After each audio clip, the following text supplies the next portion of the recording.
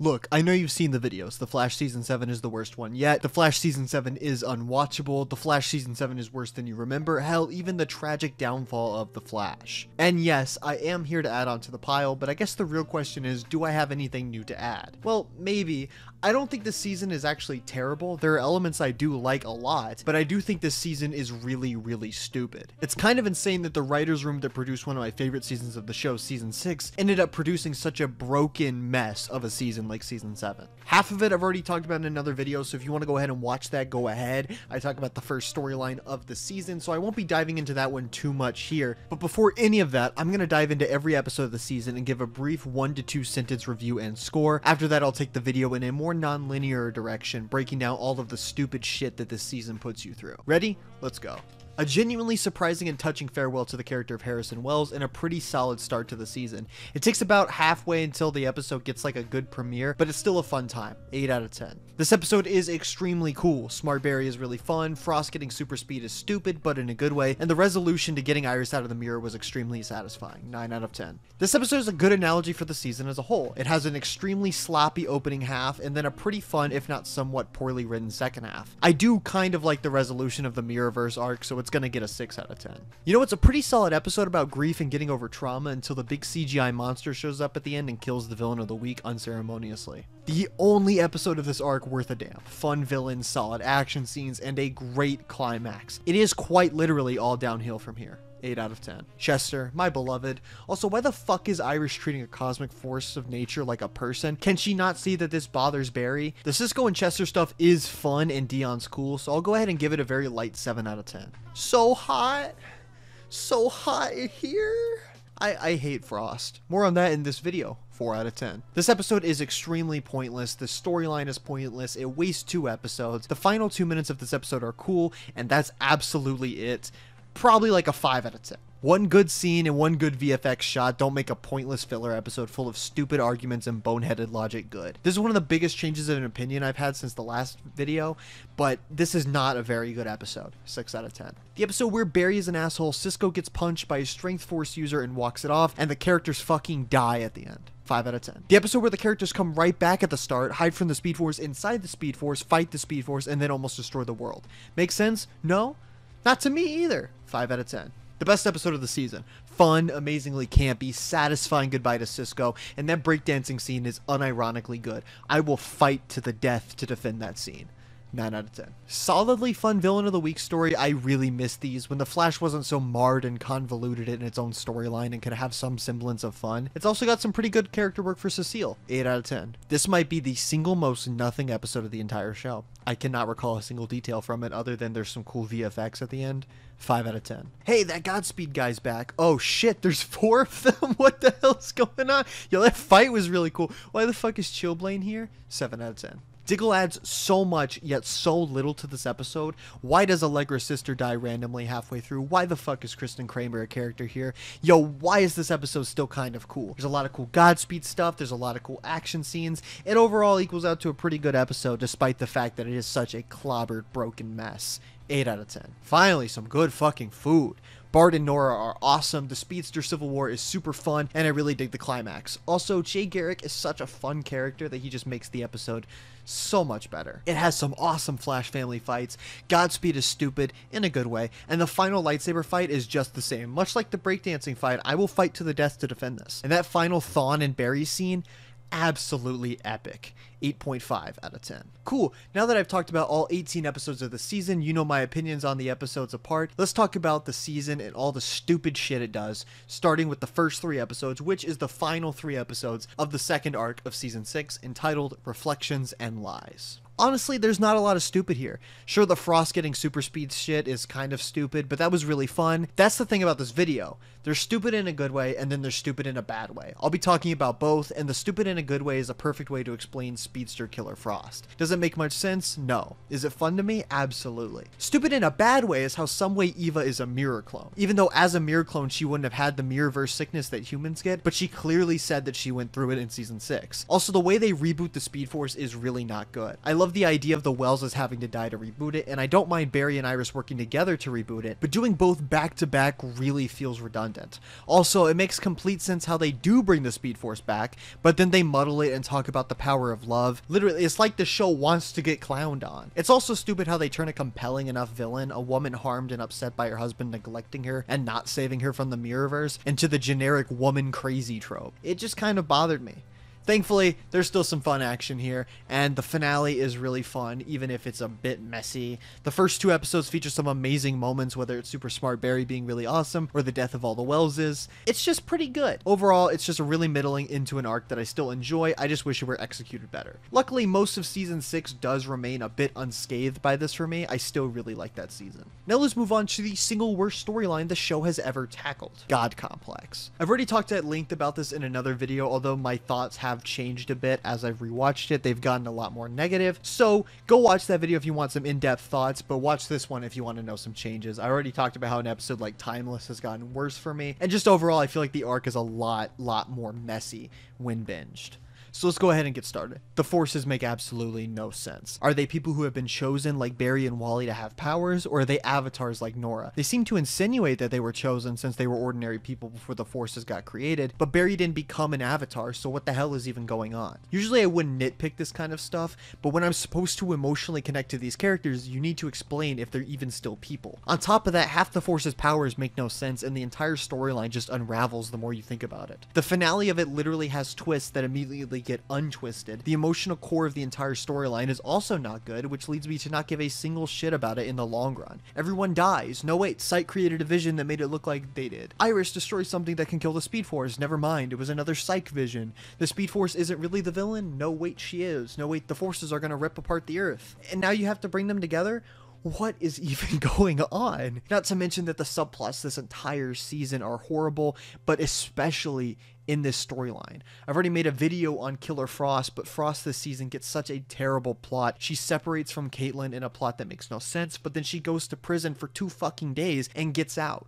What did this character learn from this, and what did it add to the season? I'm genuinely baffled. It doesn't help that the plot takes up 2 of the 8 episodes, which is a lot of time in a plot that could easily have taken up 13 at least. And it also doesn't help that these 3 episodes prior to this plot are all kind of one-offs setting up the new forces. By the time the plot really gets rolling, we only have 3 episodes left, and so the nonsensical force storyline is even more unsalvageable. And one of the episodes they do have is the embodiment of filler, because they don't progress the plot at all. Another stupid thing in the storyline is Iris. I am a huge Iris fan, and I mean that. I support Iris to the end. I've never really disliked this character, and I think she gets way too much hate. She's one of the best parts of the show. But man, she was not good in this arc. She brings the Speed Force into their house, even though Barry clearly has an issue with it. She then, after the Speed Force tries to kill her, decides to defend the Speed Force to the ends of the earth and try to redeem her.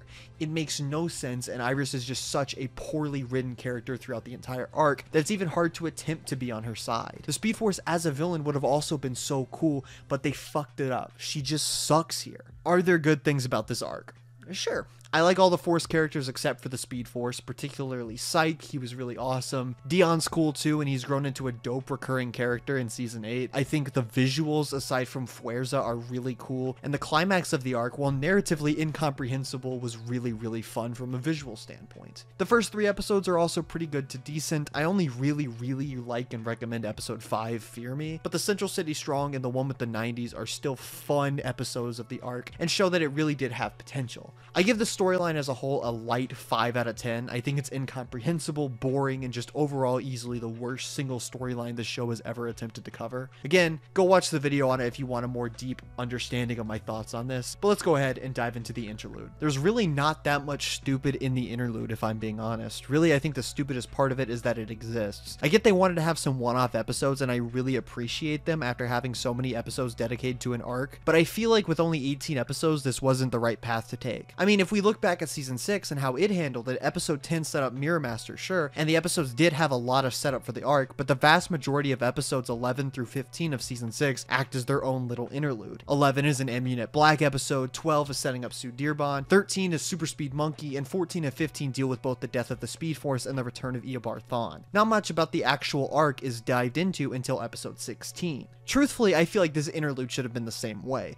We should have had little elements of Godspeed being teased before they fully dive into it. Instead, there's nothing. There's not even a little hint. The interlude is also hurt because I feel like the episodic pacing is just weird. Goodbye Vibration subtly sets up Cecile's arc for the next episode, and it introduces Chester's arc where he wants to live up to Cisco. But that all concludes in the episode Masquerade, which then we now have another episode in Rayo de Luz, which is just mediocre and boring. It doesn't even fit into the interlude since all the through lines were completed in the episode prior. Honestly, I think if you flipped Rayo de Luz with Masquerade, it would be a lot more of an interesting subplot and interlude since it would kind of build up to Psycho Pirate. As of now, it just feels like wasted time and it barely even focuses on any of the subplots. Sure, it starts the Allegra one and the Joe and Kramer subplot kind of gets tackled even if it just sits still until the very end of episode 14. I think the only benefit of the interlude is that 2 out of 3 episodes are pretty good and some of my favorites of the season, but with how jumbled the second storyline of the season is, it really could have used the extra 3 episodes.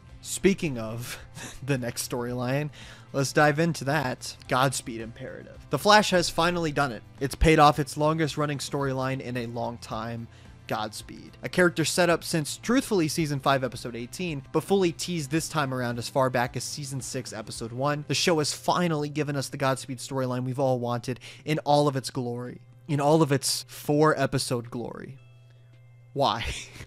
Why the hell is it 4 episodes? Why did we waste 3 on an interlude? Truthfully, at first, I didn't think this would be much of a problem. A lot of the heavy lifting with Godspeed was done earlier, I thought. We knew he wanted speed, we knew he was sending clones. If you count episodes 1 and 18 of season 6, technically the arc would have been 6 episodes. But we can't have nice things on the Flash, so they decided to overcomplicate a story that had groundwork already done and throw it all out to create a speedster civil war, while also cramming seasons worth of character development for the villain into 2 of the 4 episodes. Now don't get me wrong, I really like these 4 episodes and I really like this arc, but this was such a stupid decision and the storyline is severely handicapped because of it that I feel stupid defending it. We're introduced to a Godspeed civil war, an amnesic August Hart who doesn't remember he's Godspeed, and we still have like 4 subplots that have gone absolutely nowhere since they were introduced. Why couldn't they have introduced amnesic Godspeed into the middle of the interlude? It would have been similar to how season 6 handled things, having some one-off episodes while teasing and developing things. If you had to do an interlude, you could at least start things off better. Why was episode 15 not that important to the overall arc? I like the episode, I think the action in it is top notch, and I also love the base Under Siege feel of it, but outside of reintroducing Godspeed, it kinda does nothing for the season. It's a filler episode and is the opener of a 4 episode arc. That really only leaves us with 3 episodes, and they're some of the most claustrophobic and chaotic and messy of the entire show. We could have easily just dived into the Godspeed war from episode 15, but we spend too much time reintroducing the character, not to mention there's a lot of fluff that I don't need to talk about here since I'll talk about that in the last section. I still like this story, I promise I do. Every episode is pretty fun to me. Godspeed himself is stupid, again in a good way, and I feel like it's intentional.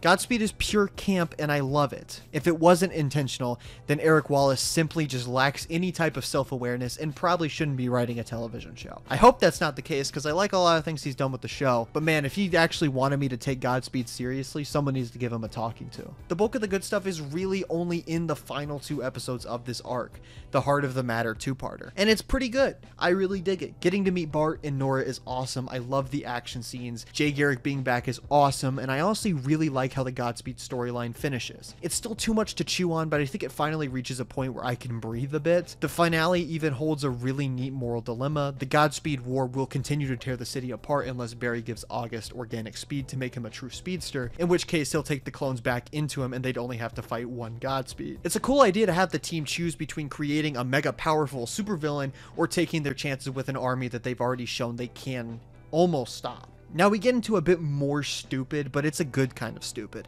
I think bringing Thawne back to fight against Godspeed was fucking epic. I don't care. I loved it. I love when stories have heroes fight alongside a villain to fight an even worse villain.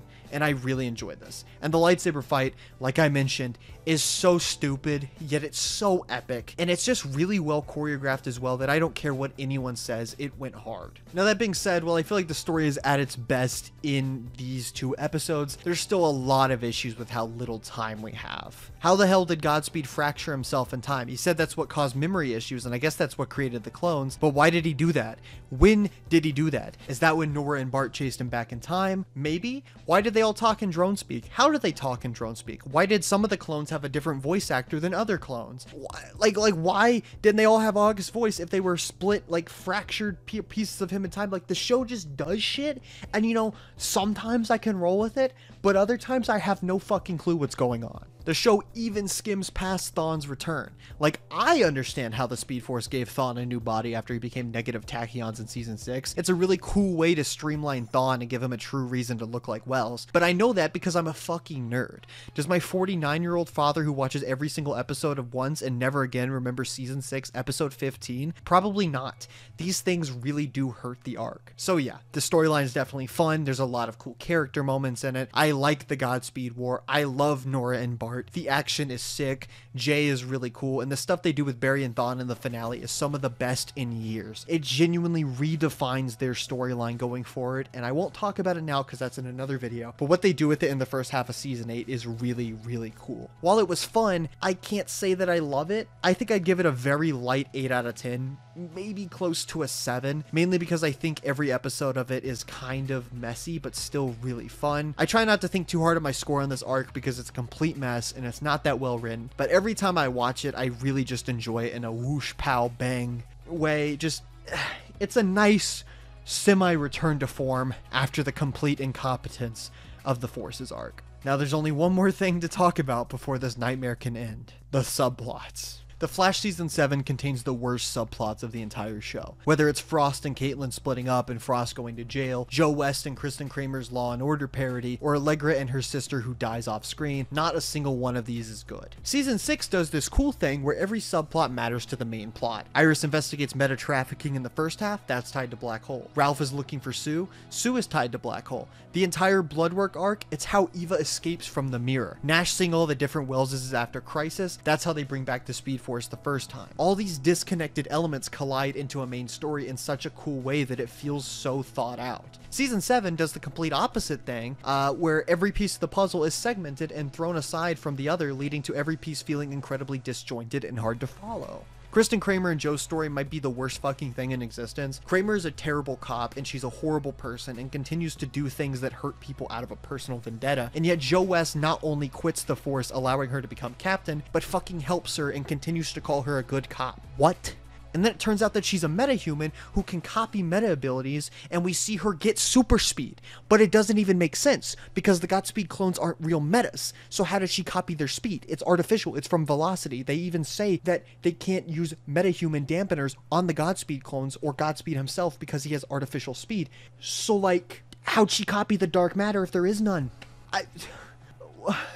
It's boring, it made Kramer the worst character of the show, and it nearly assassinated Joe's character. Allegra's storyline isn't any better. It starts out okay enough, wanting to bring back her cousin from being evil, but then it just keeps on going and going and going, and it never amounts to anything relevant, just like the Kramer and Joe storyline. All it does is take up screen time that could be better used to explain why the Godspeed plot is happening the way it is. They don't even have enough time to show Allegra's cousin die. She just dies off screen in a laughably confusing scene. And I'm supposed to care? Listen, I like Allegra. The actress is charismatic and the character is fun, but this is not the story you want to do to make people like her who don't like her.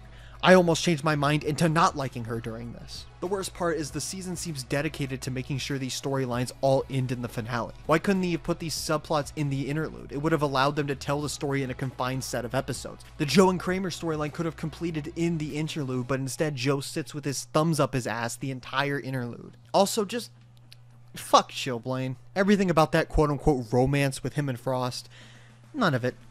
Goodbye. I don't know, man. I read that COVID made them write storylines where actors could be better isolated, and I get that, but there had to be better ideas brought up. These just don't work, and they drag down any type of good ideas that there might have been within this season. But maybe I'm wrong. I think I should get a fresh perspective on this. Someone who watched the season with me week by week, and let's see what they think. Let's pass it over to my good friend, Zach of Your Everyday Nerd.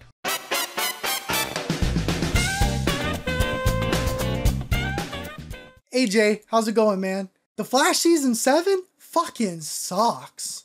Oh, that didn't add anything at all. At the end of the day, is season 7 of The Flash the worst season of the show? I don't know. Personally, that's a meaningless distinction that I really don't care to make. Season 7 is a complete mess of a season filled with ideas that I love and ideas that I hate, and it never really feels like it comes together in a satisfying way at all. The storylines are disjointed, episodes completely throw out arcs from previous seasons, introduce some from previous seasons, subplots don't matter, and there's a giant tonal shift between halves of the season that just make it all feel so clumsily made. Maybe COVID is to blame, maybe not. All I know is that I'm super disappointed with season 7, and I want this show to be better. I know it can be better. I love season 6, and I really enjoyed season 5. I'm even nicer to season 4 than most, but this is not it. You can't be doing this. For an overall rating, I'd probably give it an extremely light 6 out of 10, and that's only because I think there's some really solid episodes in here, and the final arc of the season is fun enough to warrant a rewatch, but this season is bordering on unwatchable. There's a tad bit more good here than bad, but it's not enough to make me truly consider recommending this season, maybe the Godspeed arc, but honestly, if you haven't seen season 7, just go from this to the first episode of season 8. You'll thank me later. Thank you for watching. I hope you enjoyed, and leave your thoughts on The Flash Season 7 down below. Go ahead and go down to the description and subscribe to my friend Zach of Your Everyday Nerd. He's a great content creator, and thank you, Zach, for being in the video. And I've got a really cool video coming out soon about Armageddon, the recently concluded 5-part crossover and opening storyline of The Flash Season 8. So I'll see you when that video drops, and thank you again for watching.